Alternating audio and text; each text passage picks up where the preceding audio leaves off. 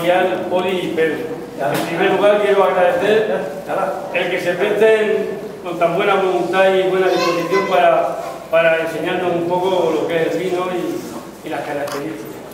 Muchas gracias de antemano y vosotros tenéis la palabra.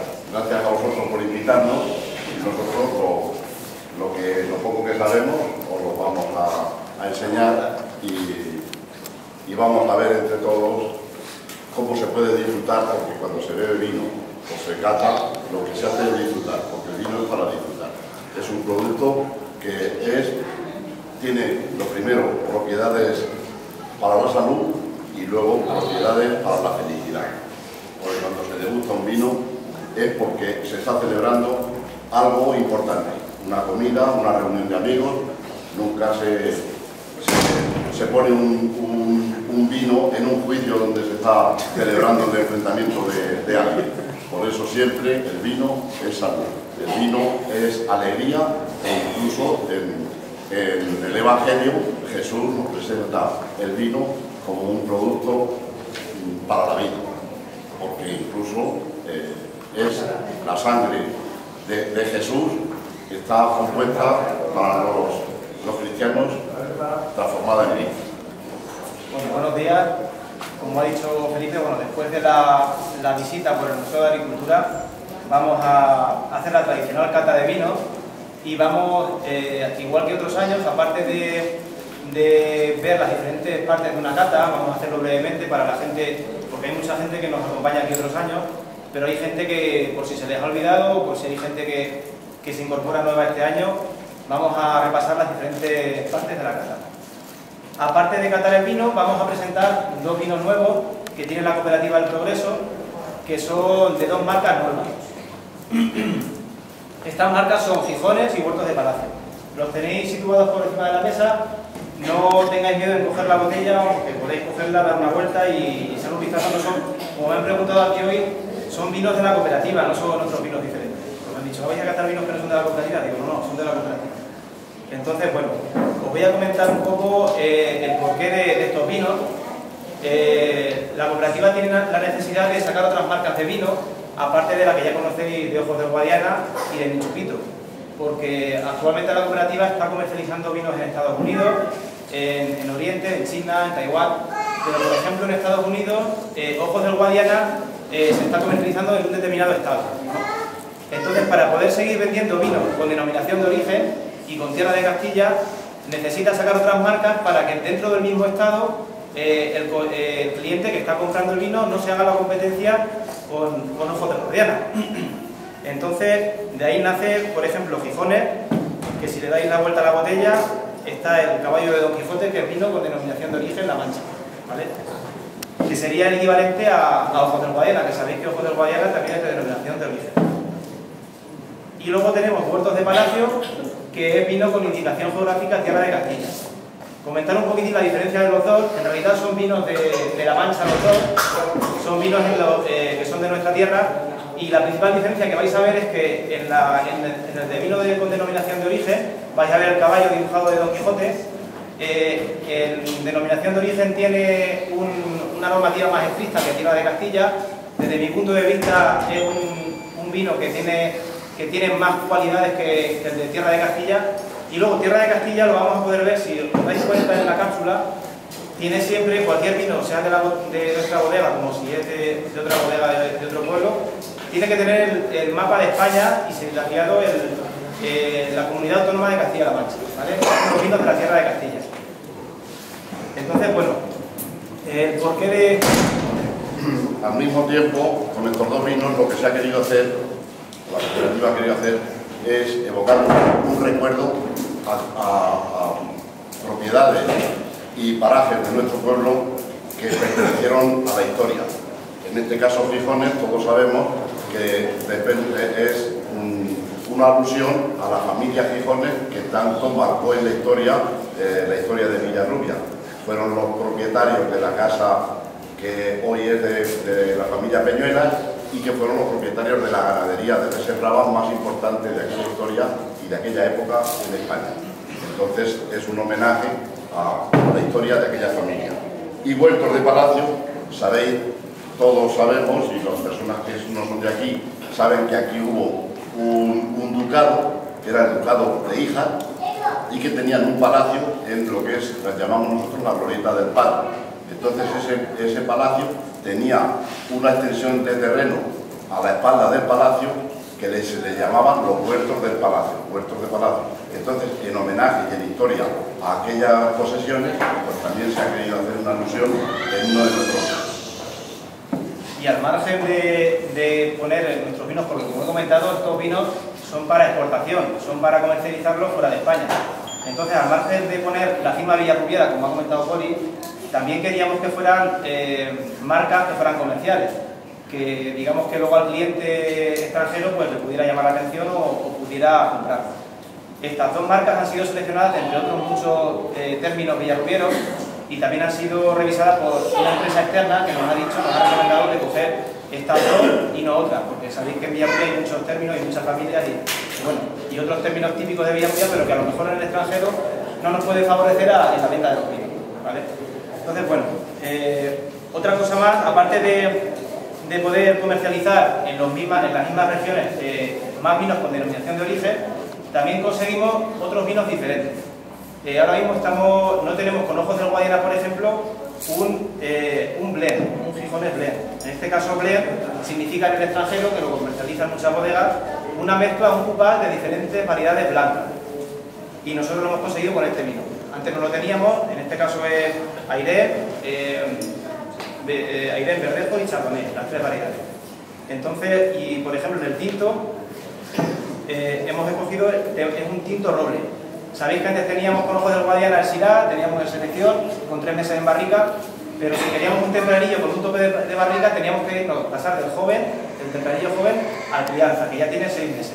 En este caso tenemos un tinto tempranillo con 3 meses en barrica. Lo tenemos con la marca Huertos de Palacio. Todo esto también viene un poco por la demanda del mercado. En el mercado nuestros comerciales de exportación salen fuera y ven que hay unos vinos que se demandan más en unos países u otros. Por ejemplo, los robles están muy demandados en Estados Unidos. Y ahí, pues, digamos que el estadounidense es un conocedor de vino.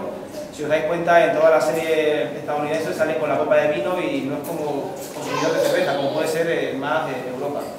Y allí, pues, ya no quieren vinos jóvenes como un monovarietal, un Airén, un tempranillo, sino que quieren vinos con algo diferente, un tope de barrica, una mezcla de varietales como puede ser el Gijones Blend. Y por otra parte, en la zona de Oriente, en Taiwán, en China, pues ahí sí que están empezando a catar los vinos y lo mismo, ya los monovarietales les resulta pues ya repetitivos y quieren probar cosas nuevas. Entonces, bueno, que sepáis que según la demanda del mercado, no solo son nuevas marcas para poder introducir vinos de nuestro pueblo, de Villarrubia, afuera y no hacernos la competencia, sino que también hacemos vinos diferentes para poder venderlos mejor. Y si queréis, pues vamos a empezar con el vino blanco. Bueno, en cata de vino es importante saber que el vino tiene que entrar por los 5 sentidos que tenemos en nuestro organismo. El vino es un ser vivo y es tan importante a la hora de degustar un vino el que entre por los 5 sentidos. El primer sentido es el tacto, porque nosotros tenemos que coger, cuando servimos un vino, tenemos que coger una copa. Y la copa tiene que ser una copa perfectamente adaptada a las necesidades que vamos a usar y una copa que sea sensible. De hecho, cuando cogemos una copa, el catador que es aficionado y que sabe perfectamente lo que hace, lo primero que hace es mirar la copa y después tocar el aro superior. Porque el aro superior emite un sonido característico para saber si el cristal que estamos utilizando es perfecto y es bueno y está adaptado a las necesidades que le vamos a exigir. De hecho, no sé si últimamente habéis visto algún programa en televisión donde ha salido un concierto de copas. Un señor haciendo una cata de vino, coge unas cuantas copas, las llena a distintas alturas de vino en el interior y después con el dedo va haciendo una sintonía y saca una melodía. Así que fijaos si es importante.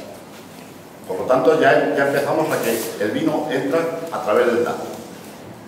Luego, para que nos entre por la vista, tenemos que ver primero la presentación de la botella. Si la etiqueta y la presentación del vino ya nos es grata, ya nos predispone a que lo que tiene dentro nos va a agradar. Por el contrario, si presentamos una botella mal presentada o que carece de empaque, pues ya nos predispone un poco en contra de la cata del vino. Por lo tanto, es fundamental que nos entre el vino, empiece a entrarnos ya por la vista, que la botella sea bonita, que la presentación sea hermosa, y eso ya nos dice que dentro puede haber un buen producto.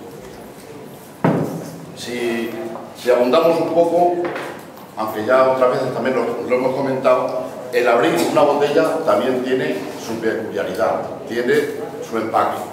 Lo importante es que cuando presentamos una botella ante unos amigos o ante cualquier momento que vamos a degustar, lo primero es que los comensales observen, se les presente la botella, vean la presentación y entonces ya procederíamos a abrirlo. Lo primero que hacemos es que con el sacacorchos ya viene un tipo de navajita con el fin de que le cortemos la parte de la cápsula que hay que eliminar para poder acceder al tapón. Siempre hay que procurar que la botella no se mueva, no gire. La botella no debe de girar. Quien debe de girar es la mano de la persona que lo está abriendo.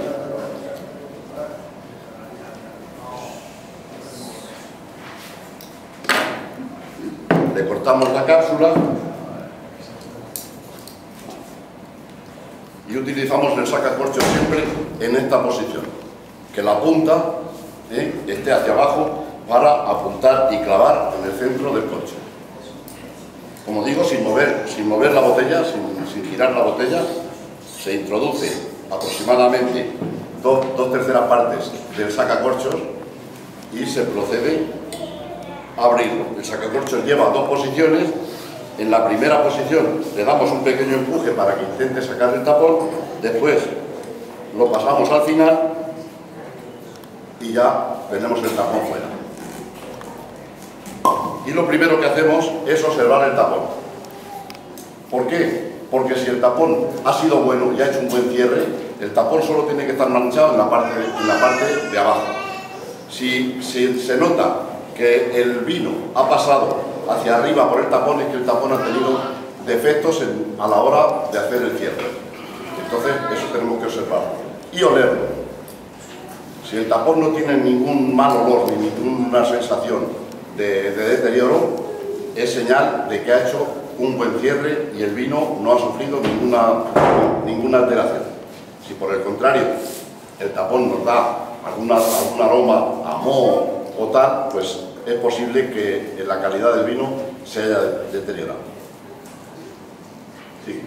Seguimos. Entonces vamos, si queréis, a catar el vino blanco, pero a mí me gustaría que tuviéramos ya la copa llena de vino para cuando veamos las diferentes partes poder que sea más dinámico, que lo vayáis haciendo a la vez que nosotros y podéis descubrir las cualidades del vino.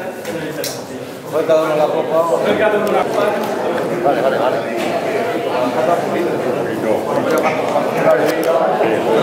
La comida, digo, la bebida. Vale. Aquí lo dejo.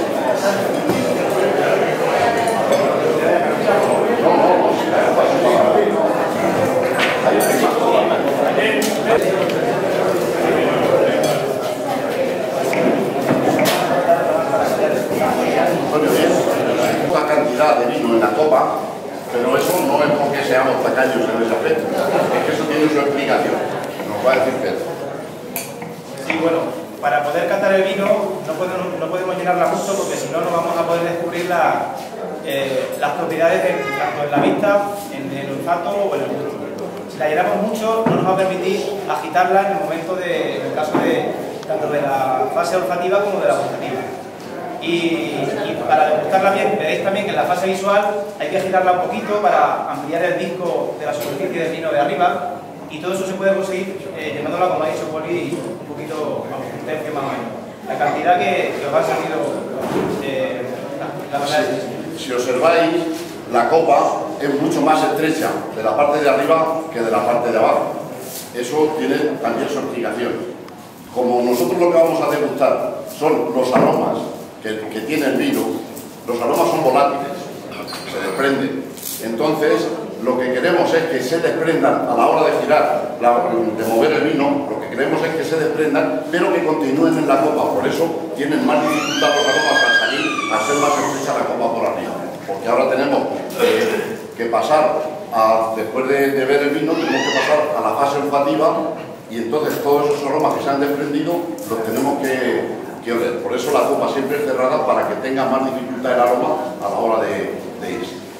Como ha dicho Poli, el vino es algo para disfrutar. El vino una cata de vinos no es difícil y no tenemos que asustarnos a la hora de catar un vino. Es algo muy sencillo. Vinos hay de todos los colores, hay de diferentes variedades, con más barrica, con menos, pero en realidad un vino, el vino que más le gusta a uno es el vino que se tiene que tomar, ¿no? Y no tomarle miedo. Una vez que lo servimos, es muy sencillo. Son tres fases: la fase visual, la olfativa y la gustativa. Y el vino interviene en cuatro de los sentidos, aunque también ha dicho Poli que son los 5, el oído es el que todavía pues no, sí que interviene en el momento de la copa. En el momento de tocar la copa, claro, que mete el oído. Yo todavía no me ha dicho nada un vino del oído.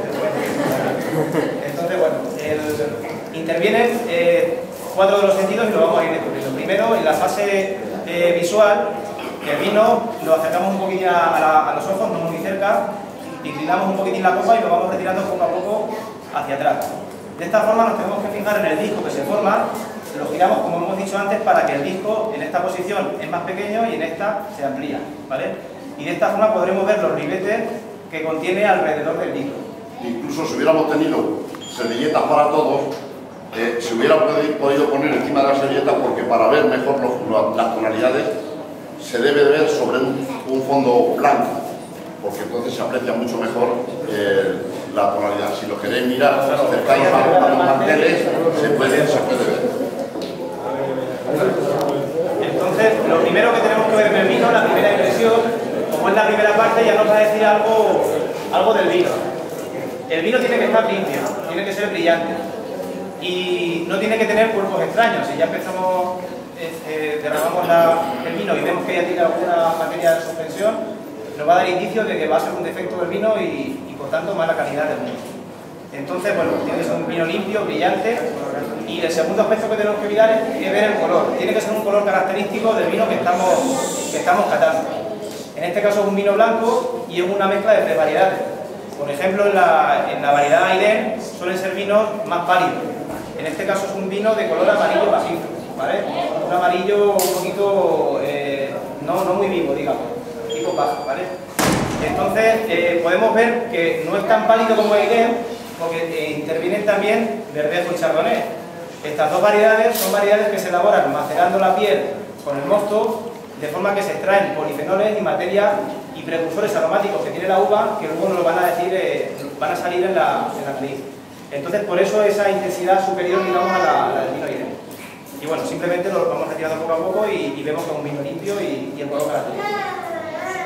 Pasamos a la fase olfativa. La voy a comentar un poquitín para que lo hagamos todos.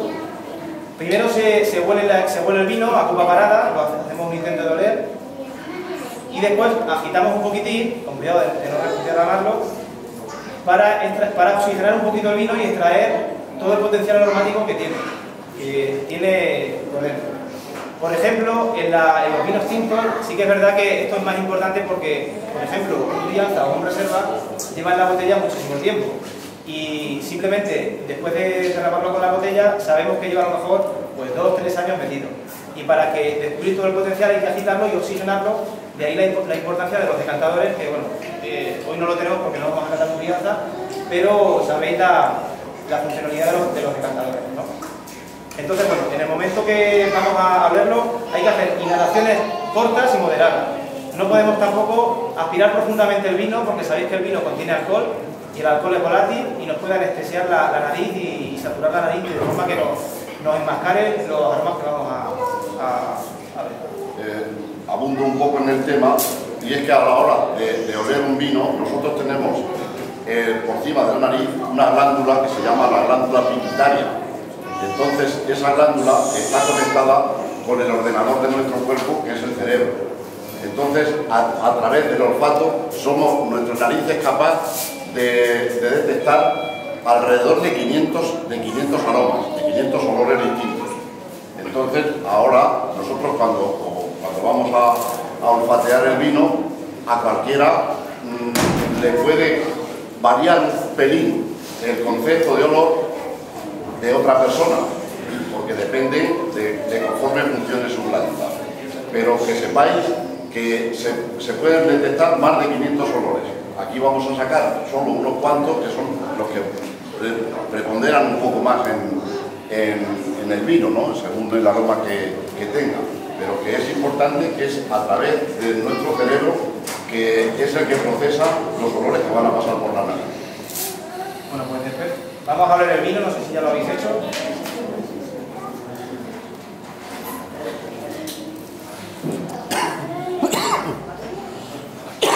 Bueno, este vino, como sabéis, como ya he comentado, son 3 variedades blancas y intervienen diferentes factores. Primero, el factor frutal. Vamos a ver aquí fruta, producida por la variedad Irene, generalmente, que suele ser fruta más madura y suele ser una fruta más madura, como digo. Sí que es verdad que cuando vayamos a oler el vino no tenemos que tener miedo y pensar que el vino es difícil de oler, porque en realidad es simplemente, el vino no huele a manzana ni huele a plátano. Eso no debemos confundirnos. Tiene recuerdos que nos dan a manzana, a plátano, o a frutas o a flores. Pero nunca el vino huele a vino y no es tan difícil de oler, digamos. Entonces, bueno, una vez que agitamos la copa y olemos, nos damos cuenta de que el vino recuerda a manzana, recuerda a plátano, propios de la variedad Irene. Y luego también nos puede dar indicio de flores blancas o también de hierbas frescas, variedades que son como la chardonnay o verdejo, que son más ácidas y más verdes y se cogen, son más ácidas, ¿vale? Entonces, bueno, vamos a, si queréis, a catarlo. En boca hay que ver dos aspectos fundamentalmente. El primero es que damos un sorbito pequeño y vamos a enjuagar bien la boca, vamos a llenarla bien, vamos a pasar el vino por los dientes, por la lengua, por el paladar y por las encías. Vamos a tocarlo bien. En el momento de la fase gustativa interviene tanto el gusto, el sentido del gusto, como del tacto. Es la primera vez que el vino va a tocar nuestro cuerpo. Entonces tenemos que tantearlo y ver qué sensación nos da en la boca. Entonces, si queréis... También deciros que en nuestra lengua y en nuestra boca hay distintas fases. Nuestra lengua es capaz de detectar distintos sabores y concretamente en la punta de la lengua lo que se detecta principalmente es el dulce. En la parte de arriba de la lengua se detecta más lo salado. En las partes laterales de la lengua lo que se detecta es la acidez, el ácido. Y en la parte del fondo, ya cerca de la campanilla, lo que detecta la lengua es lo amargo. Todo ello, como es natural, es un compendio que se aglutina todo a la hora de degustar. Pero que sepáis que cada parte de nuestra lengua y de nuestro paladar tiene una función. Incluso en el paladar lo que se detecta también es el aterciopelado, que es el tacto que decía Pedro, el aterciopelado del vino, es donde notamos la pastosidad que puede tener un tinto o la suavidad que puede tener un blanco. Pues con eso, también como ha dicho Pedro, no hay que absorber demasiado, pero sí se debe de coger un poquitín de aire para que los aromas que tiene dentro de la boca se expandan y puedan salir los aromas para que la glándula de la que hablábamos antes, junto con el olfato, pueda detectar y diferenciar los distintos contenidos de aromas que tiene nuestro vino. Seguimos entonces con la fase gustativa. En la fase gustativa, como comentábamos, hay que dar un poco de vino, hay que empapar bien la boca, eso es uno de los aspectos que hay que tener en cuenta. Y el segundo es que vamos a hacer la retronasal, que como todos los años comentamos, imagino que ya hay gente que se acuerda, que es una vez que tengamos el vino dentro de la boca, el soplo de vino, vamos a aspirar aire y el aire va a pasar a través del vino y va a desprender unos aromas que ese aire lo vamos a devolver por la nariz. O sea, hay que aspirar con el vino dentro, teniendo cuidado de no escupirlo. Vamos a aspirar aire y lo vamos a soltar por la nariz. De esa forma esos aromas van a ir por la nariz, pero por la parte de atrás, y nos va a dar sensación de unos aromas diferentes de los que hemos visto en la fase olfativa, ¿vale? Entonces, bueno, vamos a... Cuando cojáis el vino, alguien cree que es una falta de educación el aspirar un poco de aire con el vino dentro de la boca, y no es así. Cuando se hace una cata, cuando estás comiendo, pues generalmente no haces ningún garganteo. Pero cuando se tiene el vino dentro de la boca, si al mismo tiempo coges unas pequeñas porciones de aire, es lo correcto, porque de esa manera ese aire lo que hace, como ha dicho Pedro, es que abra los aromas del vino, salgan y los pueda traspasar a través de la retronasal a la fase olfativa. Venga, a probar. No veo decantarlo, Si alguien lo quiere escupir, tenemos por aquí jugos y escupidera, que en una cata de vinos no es ninguna falta de educación escupir el vino. Porque si tuviéramos que bebernos todo el vino que vamos a catar, al final, pues sabéis que tenemos un poco. Entonces, bueno, entre 10 y 12 grados. En este caso, este vino se ha ido calentando durante la cata, pero sí que es verdad que al principio estaba un poco frío. Si un vino está demasiado frío, no vamos a poder descubrir los aromas en nariz, y también en la boca no nos va a sacar todo el potencial de equilibrio que tiene el vino o todo el cuerpo. Que también hay otra cosa que podréis descubrir en la boca.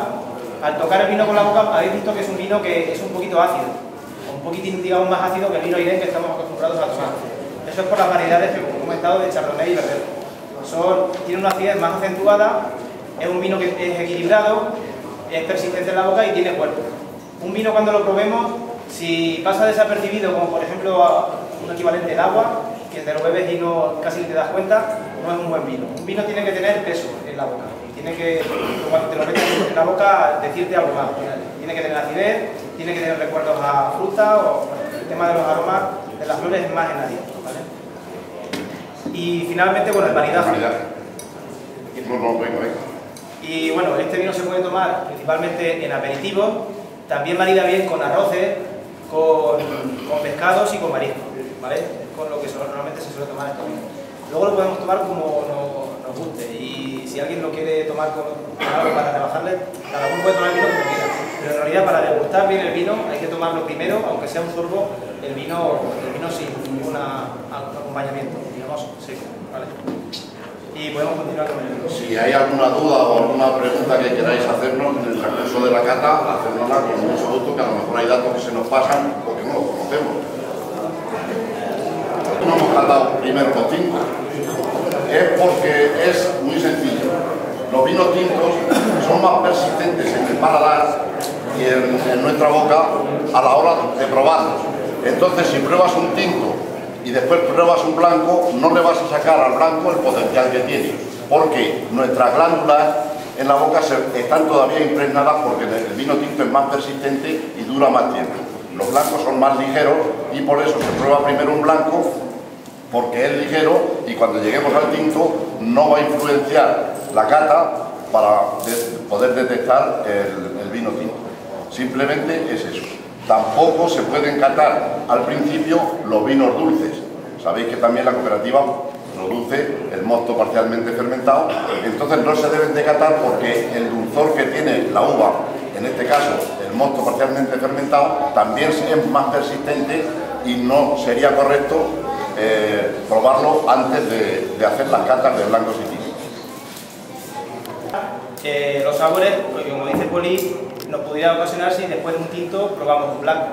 En la boca se queda, digamos, más astringente y no podríamos probar otro vino. Entonces, por eso viene bien echar un trago de agua o tomar pan. No tiene ningún defecto, con lo cual nos va a decir que el vino que vamos a probar está en... En este caso, vamos a catar Huertos de Palacio Tinto Roble. Esto es un tempranillo con 3 meses en barrica, y vamos a descubrir que tiene, tanto en la nariz como en la boca, el tostado de la madera, que se ha producido durante esos 3 meses de crianza que le hemos dado, ¿vale? Es un vino joven, es de la última cosecha, de 2013. También comentar que estamos en agosto, estamos casi ha pasado un año desde que se elaboró el vino. Entonces, aunque vamos a descubrir muchos aromas, siempre cuanto más vamos a descubrir es cuando el vino está en noviembre, cuando salen nuevos los vinos jóvenes, ¿vale? Entonces es un vino joven con un toque de roble. Si en la fase visual vemos que es un vino que tiene una capa una capa media alta, tiene un buen color. Esto, el tecnicismo tendría unos 12 puntos de color, de 12 para arriba, sería un buen tinto. Hacemos lo que hemos comentado, lo vamos observando y lo retiramos poco a poco de los ojos. Vemos que tiene colores vivos, porque es un vino joven, es un rojo cereza intenso, tiene incluso algún ribete morado en el disco que podemos observar. Y bueno, si queréis vamos a pasar a la fase olfativa. Generalmente si es un vino que ya tiene más tiempo, o es un vino de crianza o reserva que ya ha estado mucho tiempo en barrica y tal, el tono tan vivo que tiene, el color tan vivo a cereza que da estaría un poquitín más apagado, ya tendería a un tipo de rojo ladrillo que llamamos nosotros en el argot del vino. Sería un poco más apagado, más pálido. Este, como ha dicho Pedro, tiene unos tonos vivos totalmente, y cuando sale, mirándolo en un fondo blanco y miras el borde del círculo que forma y le ves tonos amoratados, es que totalmente el vino está vivo, no tiene ningún defecto, no ha sufrido ningún tipo de oxidación y mantiene sus características tal como casi cuando se elabora.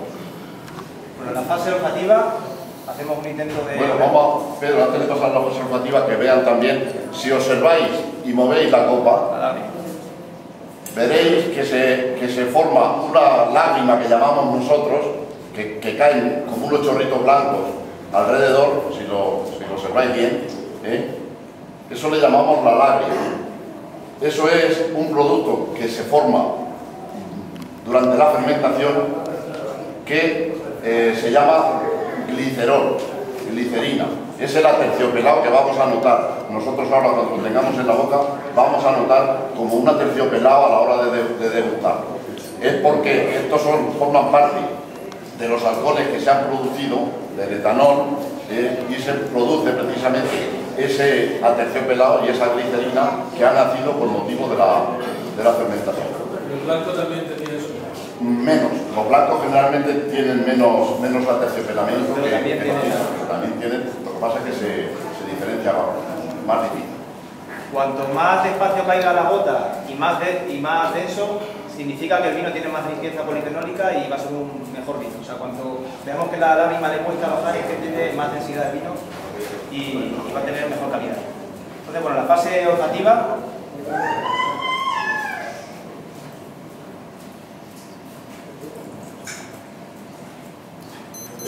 Hay que tener cuidado porque el vino sí que es verdad que ya se está calentando y nos puede salir mucho el alcohol al principio. Seguro que lo habéis notado. En este caso, bueno, la temperatura de servicio es bueno que sea sobre 18, 15, 16 grados más o menos, para que no salga mucho la volatilidad del alcohol y poder descubrir los aromas. Aquí nos dan aromas, la variedad tempranillo es un aroma muy frutal y es muy utilizada porque aguanta muy bien la crianza. Esta la utilizamos también para las crianzas, reservas y gran reservas, porque aguanta muy bien en el tiempo, porque la madera la adquiere muy bien y porque es una variedad que tiene mucha fruta. Aquí podremos ver frutos rojos, recuerdo siempre, como comentábamos antes, no es que el vino huela a fresa ni huela a cereza, sino que van a haber recuerdos de frutos rojos, como la cereza, la fresa, la frambuesa, incluso algún recuerdo de frutos del bosque. Y luego también vamos a tener aromas a tostado de la madera. No sé si alguien descubre un poquitín la madera en la nariz. Tiene que ser en la primera impresión, la primera aplicación. Si lo miras muy rápido, te anestesia la nariz y ya no descubres nada. Siempre los vinos tintos son más aromáticos incluso que los vinos blancos, no siendo que sea una variedad que sea muy aromática, como podría ser el moscatel, tal, pero en general los vinos blancos de nuestra zona son menos aromáticos que los vinos tintos, y sobre todo el tempranillo, como ha dicho Pedro, es una variedad que es muy aromática, que nos da muchos recuerdos a fruta roja. Bueno, pasamos a la última fase, la gustativa.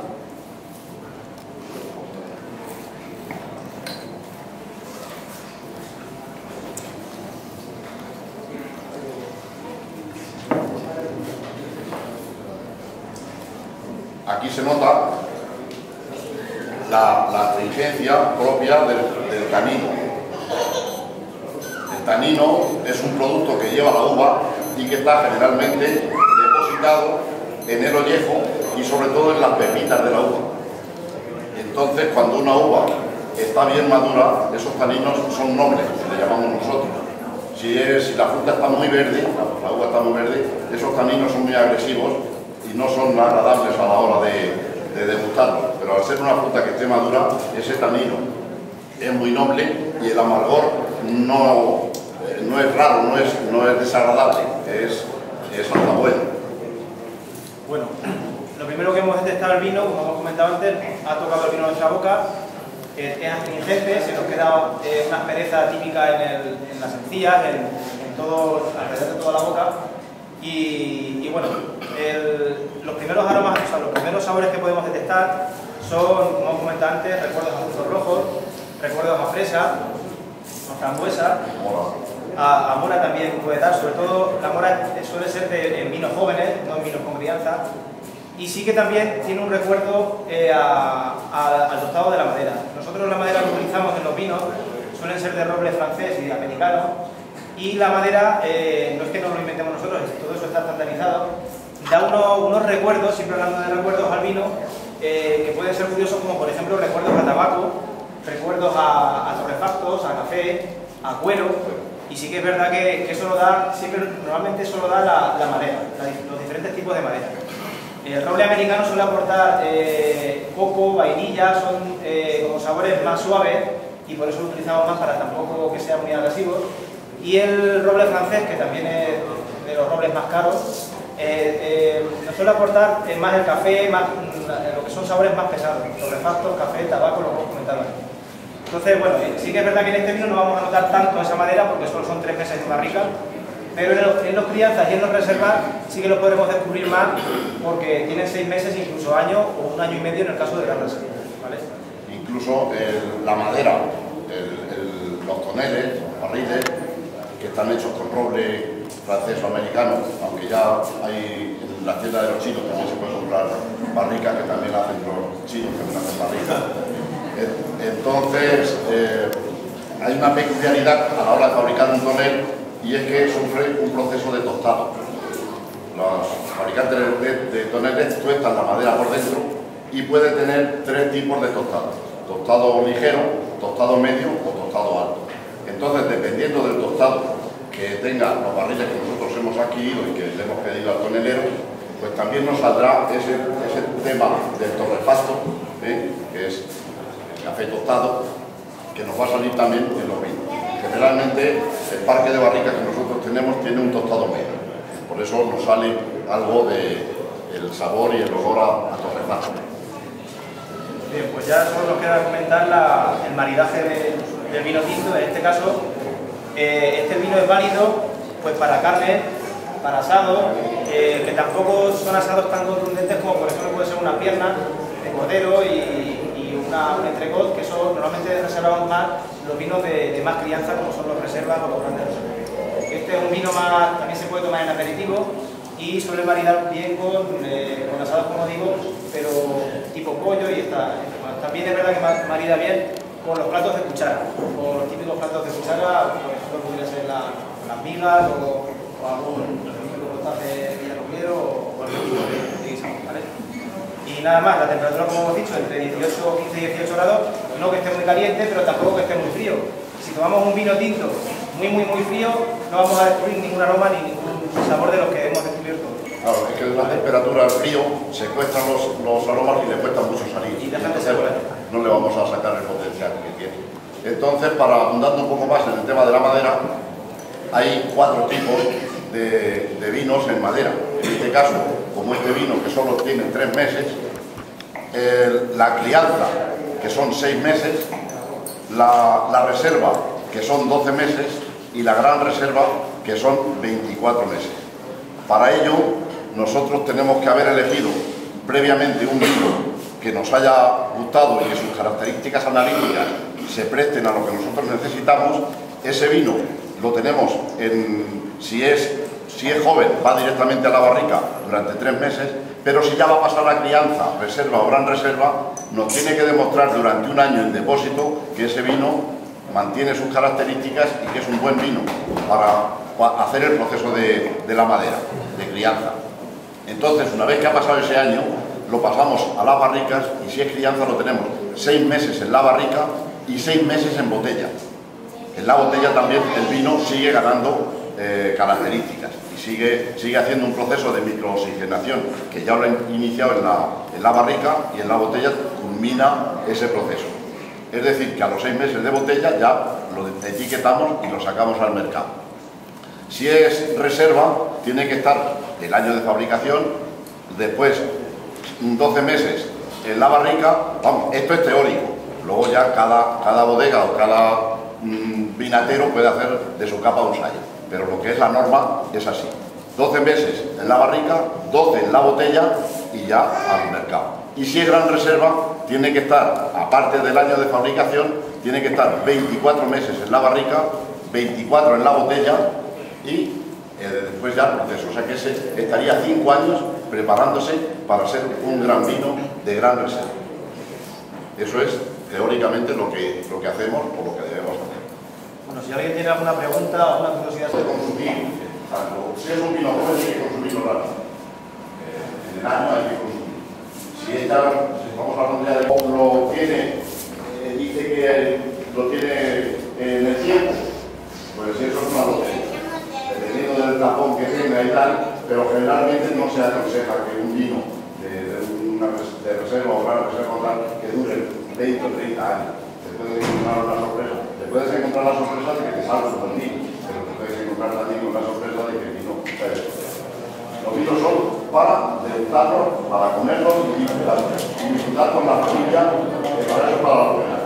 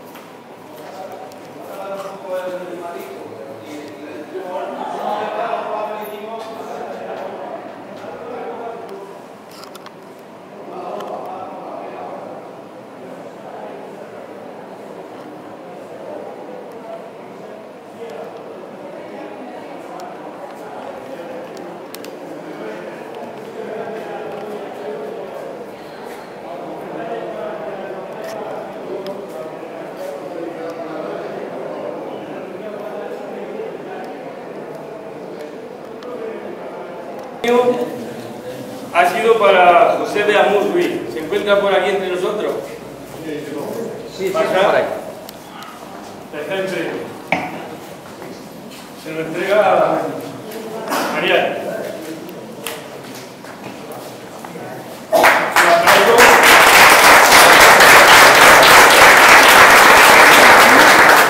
Segundo premio para Ricardo Gómez. Se lo entrega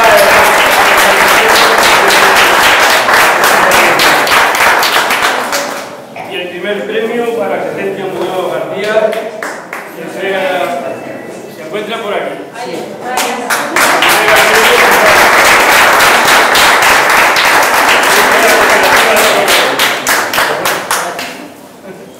Bueno, y ya hecho esto, las fotografías, las premiadas están ahí, las podéis ver y tomemos un vino.